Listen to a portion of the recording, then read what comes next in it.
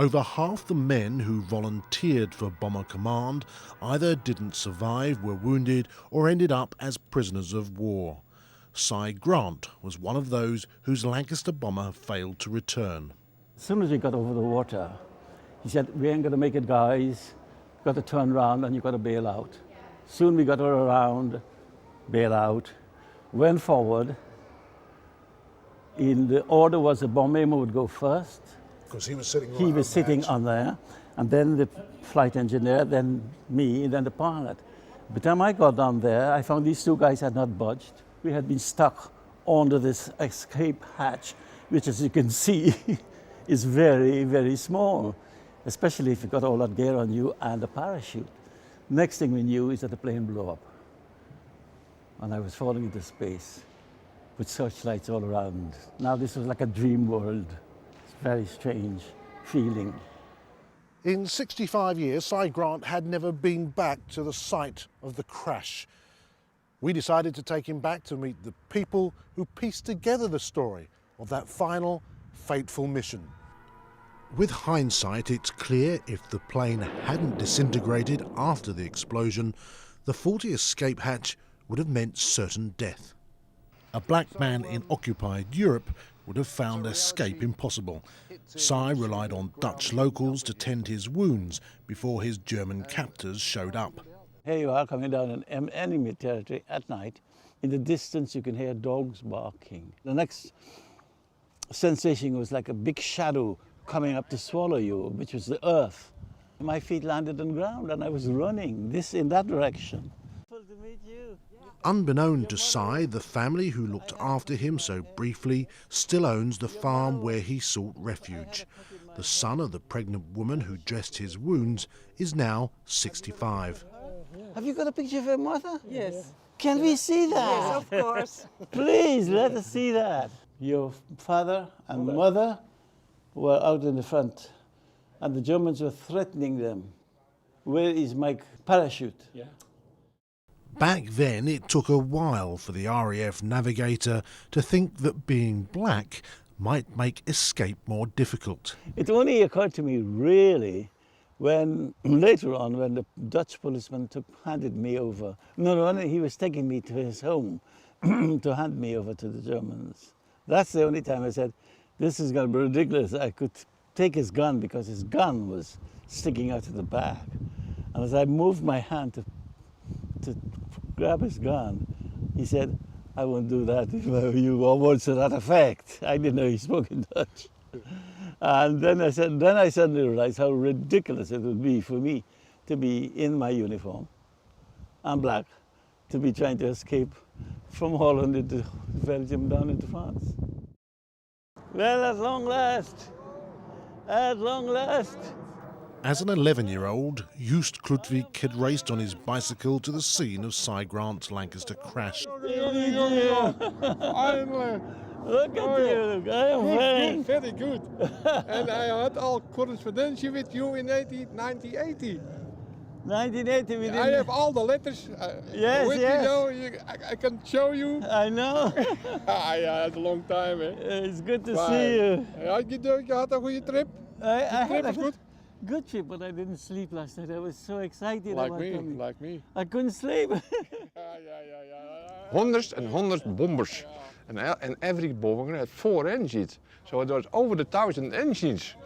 What they heard, that was exploding ammunition in the burning rockets from the airplane. That's what he ordered in the night. But the simple people didn't know exact. But you heard all the rumors. Years later, I learned that it was a Lancaster. It's a Lancaster.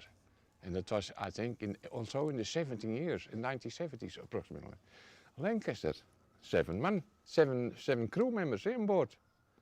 And then I asked myself, what happened with the boys out of the aircraft?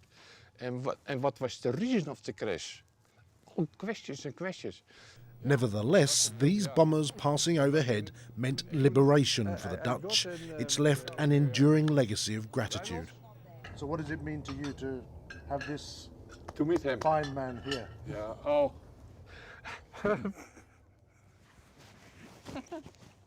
Leuk hè?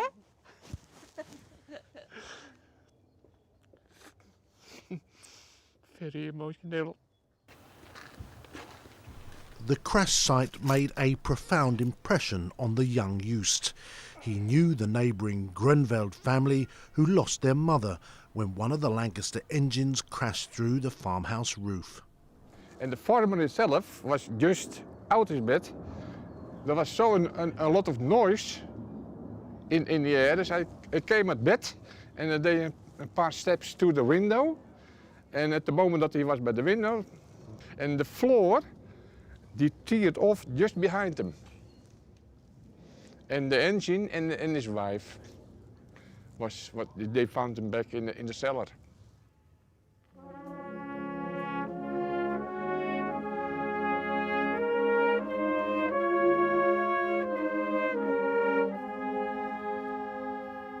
Ladies and gentlemen, dear Mr. Grant, here in Kudelstaart we are, all full of life, gathered together to remember and honor all those who fought and gave their lives for our freedom and our peace. And you, Mr. Grant, we thank all those who made it possible for us to be who we are, to believe what we want to believe, to worship what we want to worship, and to say what we really think. Our freedom hardly knows any borders. We deeply respect you and your comrades, and thank you for all our present possibilities. The residents of Arnsmere are not alone in wanting to remember the likes of Cy Grant, a museum and research centre dedicated to piecing together the story of the air war and individual crash sites is more evidence of this commitment. As far as I can recall, we were coming in after bombing the target, flying over Holland. We were attacked by a German aeroplane. We were shut up. We were in great trouble, but we decided we will try to go over to England despite the fact that we were in great problems. But when we got over the coast shortly afterwards, we realized that we had to turn back. And then there was when the plane blew up.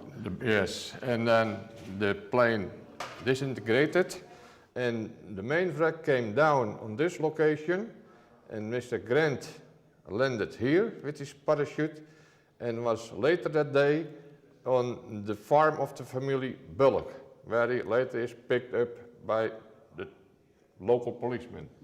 And one of the engine dropped down through a farmhouse and killed the woman of the farmer, and her grave is over here. 2 colleagues of Mr. Grant killed.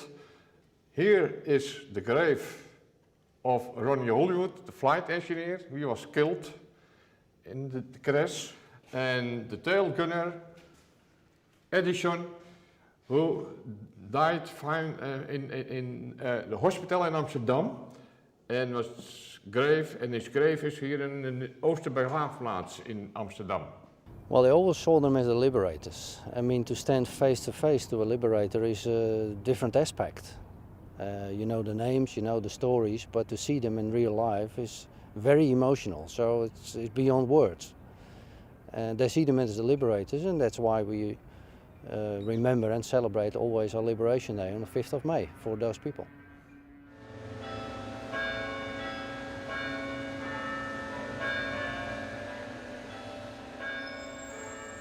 Back home, many believe the depth of appreciation found in Holland is missing here in the remembrance of bomber crews. It's about support and recognition for what is morally right. And it is not about people putting their hands in their pocket. It's about standing up, being loud and proud and saying, we honour these boys, these men, these lads who lost their lives and went freely to lay down their lives. Veterans like Cy Grant find the contrast between the Dutch and British attitudes deeply frustrating, particularly when it's individuals in the Netherlands who are taking the trouble to maintain the memory of foreign liberators.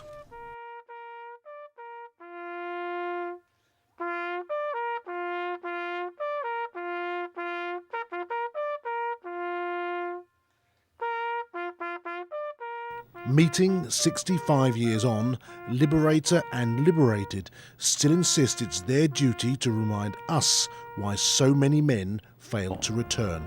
Young men died for peace, not for the perpetuation of war, in the hope that there will be no more war. So it should not be a war memorial, it's a peace memorial. Those young men died and we fought for peace.